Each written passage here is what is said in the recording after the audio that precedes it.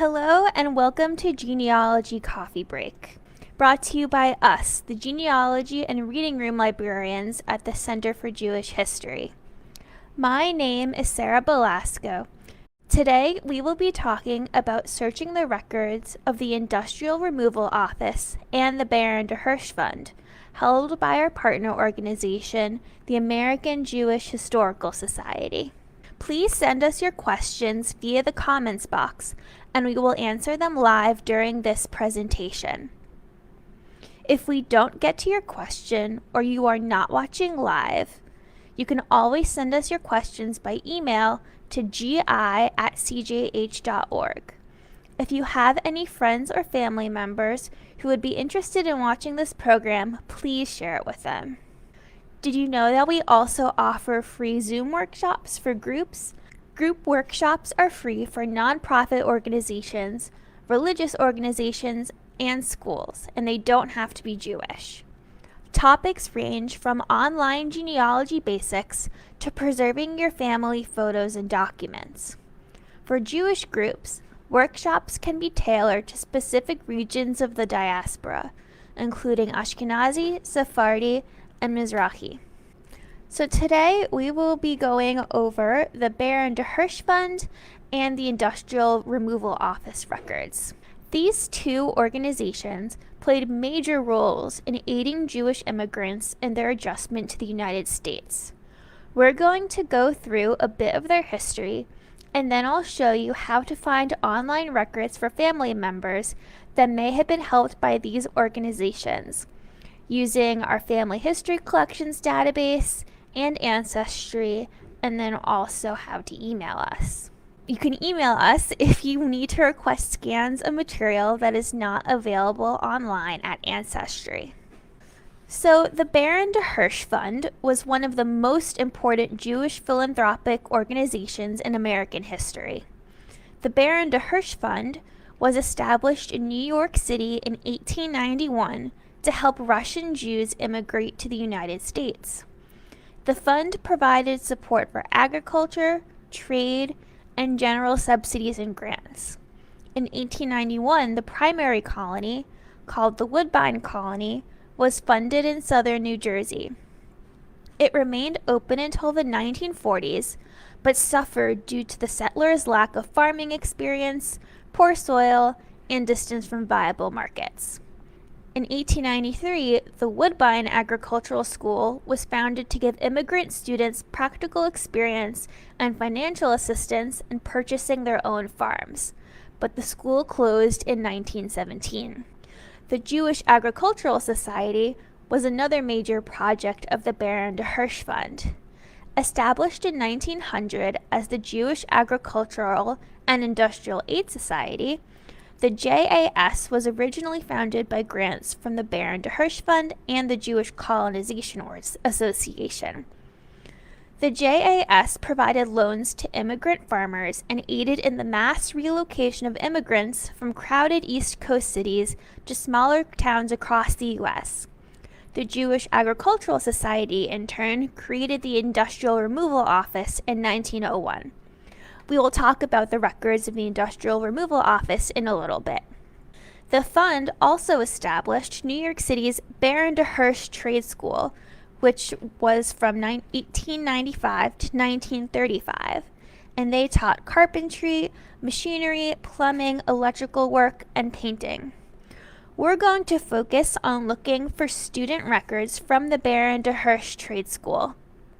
Names of people in the pupils' record books can be found in our in-house Family History Collections database. So to see if your relative was part of the Baron de Hirsch Trade School, we will go to genealogy.cjh.org, and then under Resources, we'll click on Family History Collections. So for example, let's say that your relative's name is Samuel Schwartz. Then under Databases, you will click on Baron de Hirsch Trade School Pupils Record Books, and then click Search. So there are 7 different people named Samuel Schwartz who were pupils at the trade school. Let's say that this first entry is your relative. Unfortunately, these records are not digitized, but once you find your relative in this database, you can make a note of the page number and the microfilm reel number. And then you can email inquiries@cjh.org so that we can send you a scan of that particular page with your relative's name on it. So next, let's talk about the Industrial Removal Office, which is what we will mainly be focusing on. So in 1901, following anti-Semitic decrees by the Romanian government, a large wave of Romanian Jews fled to New York. The Romanian Committee was quickly formed in New York to distribute the immigrants to other towns where they might find employment. B'nai B'rith lodges in these towns and cities assisted the refugees upon their arrival. This committee rapidly evolved into the Industrial Removal Office as part of the Jewish Agricultural Society. So then, after that, the availability of who they could help was opened to any unemployed Jewish immigrant, regardless of their origin. In the first year of the Industrial Removal Office's existence, nearly 2,000 individuals were sent to 250 places throughout the United States. The types of occupations and trades immigrants were placed in varied widely. The records list a total of 390 different trades and variations, including carpenters, shoemakers, butchers, blacksmiths, farmers, locksmiths, clerks, paper hangers, tanners, furriers, harness makers, printers, watchmakers, weavers, and wood carvers. So quite a wide variety of professions. In 1922, when the U.S. deepened their immigration restrictions, the IRO was formally dissolved. But from 1901 to 1922, the IRO distributed approximately 79,000 individuals to more than 1,000 towns and cities throughout the United States and Canada. Although most immigrants remained in the cities where they were sent, some did not. The causes for their leaving varied.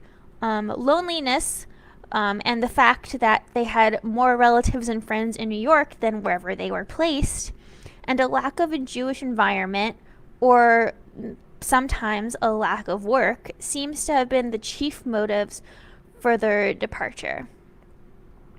For whatever reason, a number of removals relocated several times before settling down.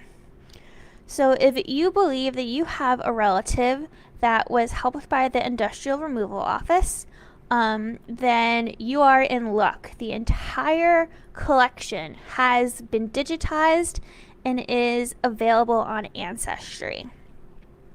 So to start your search for the IRO in the IRO records, we're once again going to go to the family history collections.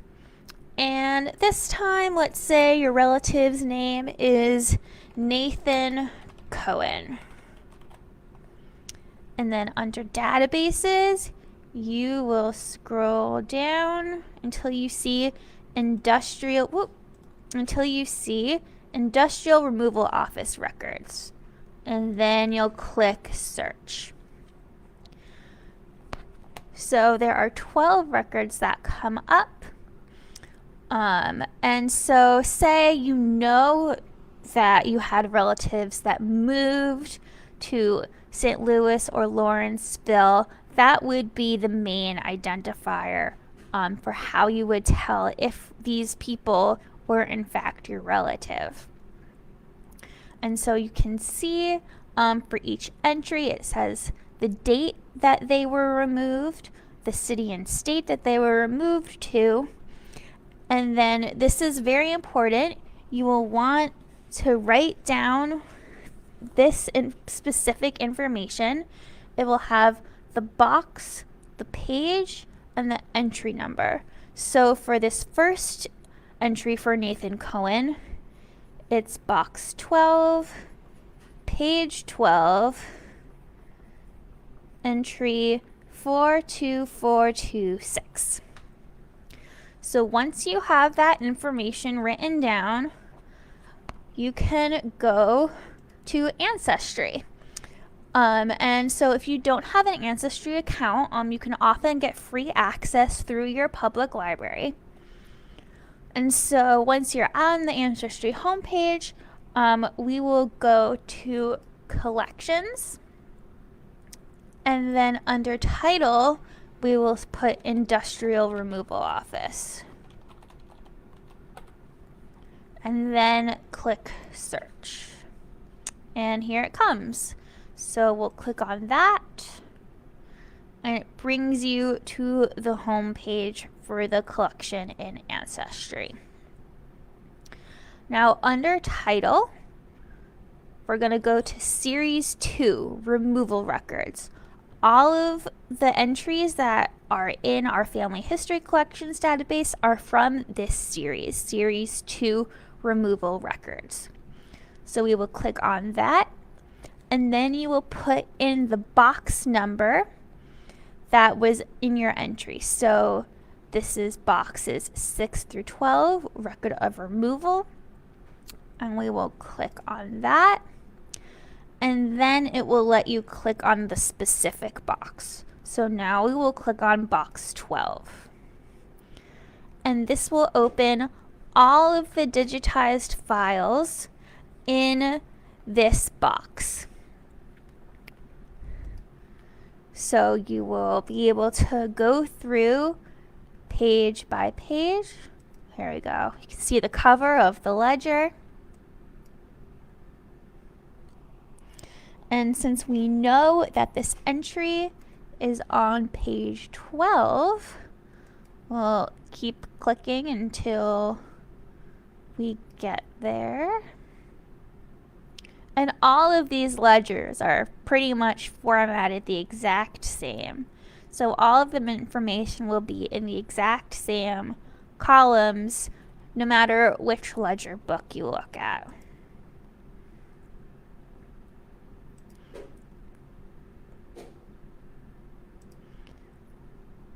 Almost there.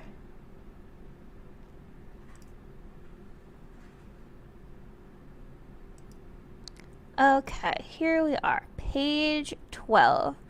Let's zoom in a little bit.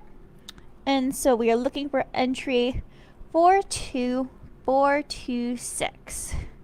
And it is right here. So we can scroll in a little bit more.